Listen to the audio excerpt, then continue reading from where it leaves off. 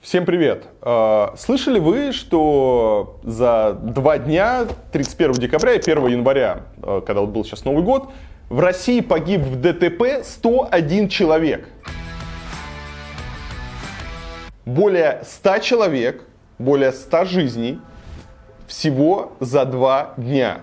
За праздник, за Новый год. Не было ни теракта, не было авиакатастрофы. Я уверен, большинство из вас даже не обратило внимания и впервые сейчас слышит эту цифру. В то время как депутаты, как бывший премьер-министр, они продолжают переживать про то, что у нас нештрафуемый порог слишком маленький, вот эти вот 10 км в час, которые хотят сейчас изменить, это слишком мало, нужно оставить 20, что штрафы слишком высокие, и пусть люди гоняют, как они гоняли, вообще все замечательно. Еще раз, за 2 дня более 100 жизней в ДТП, у нас более 100 человек погибло. Это действительно катастрофа. И я сегодня хотел вам рассказать про другой город, про другую страну. Это Осло, это столица Норвегии. В 1975 году в авариях в Осло погиб 41 человек за год. С тех пор, с 1975 года, количество жертв ДТП в норвежской столице неуклонно снижается, хоть с некоторыми колебаниями. В 2010-е число погибших резко сократилось, благодаря искусственному уменьшению числа машин в центре и введению жесткого скоростного режима. То есть они начали ограничивать автомобилизацию, они начали сильно ограничивать скорость. В итоге за прошлый год, за 2019 год на дорогах в Осло погиб всего 1 водитель. Он не справился с управлением и врезался в забор. Мы к нему еще чуть позже вернемся. Не было ни единой жертвы среди пешеходов, среди велосипедистов. За весь год на улицах Осло не погиб ни один ребенок. По всей Норвегии смертность на дорогах держится на стабильно невысоком уровне. В Осло она снизилась практически до нуля. Почему так происходит? Одной из причин эксперты называют запрет въезда в некоторые кварталы города. Особенно это касается исторического и делового центров. Там просто запрещено, во многие места запрещено въезжать, особенно если вы там не проживаете. Помимо этого они ограничивают автомобилизацию, все больше людей пользуются велосипедами, там активно развивается велоинфраструктура. Ну и важный момент, что на некоторых улицах они ограничивают скорость 30 км в час. Максимальная скорость 30 км в час, что вообще для России немыслимо. Попробуйте где-нибудь в центре города, в центре Москвы ограничить скорость до 30 км в час.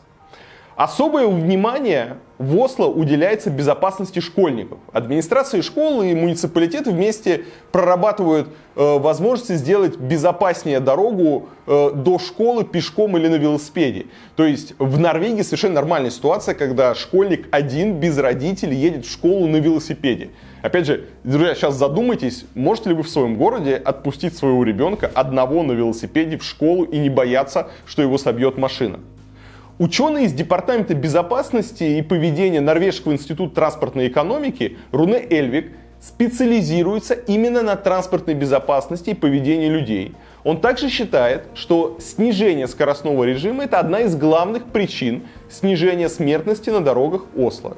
Его цитата: «Повлияли несколько причин. Снижение скоростного режима и меньшее количество транзитного трафика в жилых районах, в целом повышение уровня безопасности автомобиля, а также меньшее число пьяных водителей». То есть, еще раз, главный фактор снижения смертности – это ограничение скорости. Это то, что водители не гоняют по улицам Осло.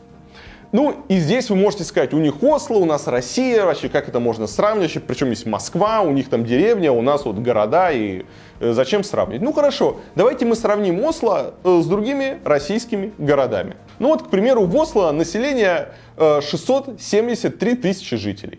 И еще раз, за год в Осло была всего 1 смерть водителя, ни один пешеход, ни один велосипедист, ни один ребенок не погиб. Посмотрим на Тольятти. Там чуть больше населения. Самарская область, 703 тысячи жителей. 23 человека погибло на улицах Тольятти, в том числе 10 пешеходов и 1 ребенок. Давайте возьмем Ижевск, Удмуртия. Там население чуть поменьше, 650 тысяч жителей. Там было 17 смертей, в том числе 9 пешеходов, 1 велосипедист и 1 ребенок. Барнаул, Алтайский край, 633 тысячи жителей, 31 смерть, в том числе 18 пешеходов, 2 велосипедиста и 2 ребенка погибли на улицах Барнаула. Ульяновск, 628 тысяч жителей, 44 смерти, в том числе 18 пешеходов, 1 велосипедист и 1 ребенок. Ну и можно посмотреть на Иркутск, 623 тысячи жителей, 38 смертей, 19 пешеходов, 2 велосипедиста и 2 ребенка.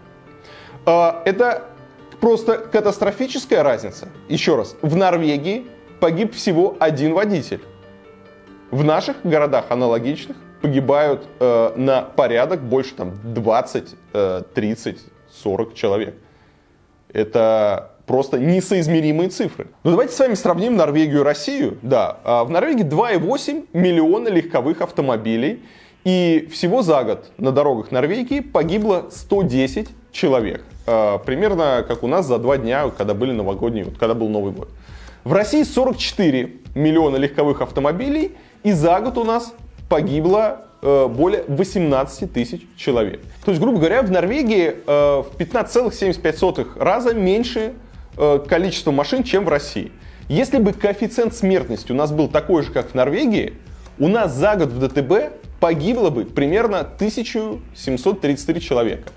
Или в 10,5 раз меньше, чем сейчас. То есть Норвегия в плане смертности на дорогах более чем в 10 раз безопаснее России.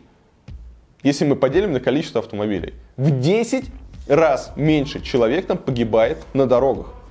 Из-за того, что они ограничивают скорость, из-за того, что они ограничивают автомобилизацию, из-за того, что они развивают велодвижение, из-за того, что они правильно проектируют улицы, из-за того, что там никто не гоняет, они сохраняют тысячи жизней. Еще раз, в России можно было сохранить тысячи жизней по всей стране, если бы мы правильно проектировали улицы. Я об этом много говорю в своих роликах. Осло, конечно, можно только поздравить с этим невероятным достижением. И рано или поздно наступит год, я надеюсь, это будет 2020 год, когда там на дорогах не погибнет ни один человек. Что касается России, то в плане безопасности на дорогах мы отстаем от Европы на 40 лет. Нам нужно срочно снижать максимально допустимую скорость в наших городах. Нам нужно отменять этот нештрафуемый порог, который реально убивает. Нам нужно правильно проектировать улицы и успокаивать трафик. Нам нужно делать правильные пешеходные переходы. Нам нужно развивать велоинфраструктуру. Работы очень много. Но теперь перед глазами у наших чиновников есть простой и понятный пример. Это Осло. И хватит выдумывать особый путь. Нужно просто обратиться к международному опыту, потому что у Осло получилось снизить количество жертв в ДТП практически до нуля. И мы весь этот ролик с вами обсуждаем, что практически все равно там 1 человек погиб. И я заинтересовался, а кто же этот несчастный? Как так случилось? Все-таки водитель погиб, да? Как же так, да? Почему в Осло все-таки 1 смерть за год была на дорогах? И оказалось, что погибший водитель это был наш с вами соотечественник, это был россиянин. А если точнее, это был дипломат, это был сотрудник торгового представительства Российской Федерации. 20 июня 2019 года он ехал по Осло на машине с дип-номерами и на скорости влетел в забор, который был на трамвайной остановке, то есть он влетел в трамвайную остановку. И один из 2 мужчин, который находился в машине, погиб, другой был доставлен в больницу с незначительными травмами. То есть он ехал на такой скорости, что он влетел в остановку, на такой скорости, что водитель погиб. И сообщение нашего посольства, да, что подтверждаем трагическую гибель сотрудника торгового представительства Российской Федерации в результате автоаварии в условиях плохой видимости и непогоды в Осло. Родственники погибшего оповещены, врач посольства оказывает необходимую помощь. То есть в условиях плохой видимости, плохой погоды человек ехал с такой скоростью, что влетел в забор на трамвайной остановке. Конечно, я не хочу никак сейчас иронизировать, да, глумиться. Конечно, любая смерть это трагедия для семьи, и тут совершенно нет никакого повода для сарказма. Но в Норвегии не просто так работает программа нулевой смертности на дорогах. Потому что улицы в норвежских городах, они спроектированы так, что погибнуть на этих улицах, соблюдая правила дорожного движения, просто невозможно. То есть концепция нулевой смертности, она заключается в том, что ты не погибнешь, даже если ты совсем дурак. То есть даже если пешеход будет переходить дорогу в неположенном месте, да, его не собьют на той скорости, чтобы он умер. Концепция нулевой смертности подразумевает, что никто не должен умереть. Как умудрился наш с вами дипломат, наш соотечественник, разогнаться и влететь в остановку, я, если честно, не понимаю. Особенно вот в условиях плохой видимости и непогоды. Ну, скорее всего, да, мы можем только догадываться, он превысил скорость или как-то еще нарушил правила. То есть он приложил какие-то особые усилия к тому, чтобы умереть в абсолютно безопасном городе Осло. Возможно, злую шутку с нашим дипломатом сыграло вот это вот ощущение вседозволенности и презрения к правилам, которые часто можно наблюдать у владельцев машин с дипномерами, которые просто плюют на правила, потому что знают, что им не придут штрафы, поэтому можно и газку подать, и выпить, или еще что-то. Опять же, я не нашел никаких обстоятельств аварии, кроме сообщения посольства, что он не справился с управлением.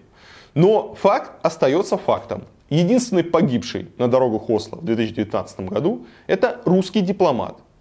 И нам нужно стремиться к тому, чтобы наши города были такими же безопасными, как норвежская столица.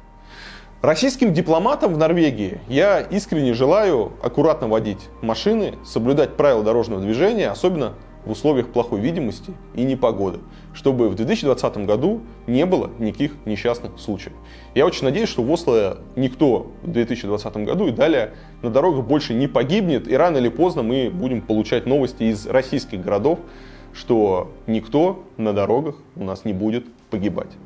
Спасибо, что смотрели, распространите этот ролик, нужно показывать людям, и нужно наконец-таки понять, что смерть на дорогах, смерть в ДТП – это не какая-то нормальная вещь, да? Это не плата за комфорт, это не неотъемлемая часть автомобилизации, да, как многие считают, да, что это какая-то, ну, иногда люди вот умирают в ДТП, это нормально. Это ненормально. Что можно проектировать улицы, можно проектировать города так, чтобы никто в этих городах не погибал. Распространяйте ролик, ставьте лайк, пишите комментарии. Спасибо, что смотрели. Увидимся завтра в новом видео. Всем пока.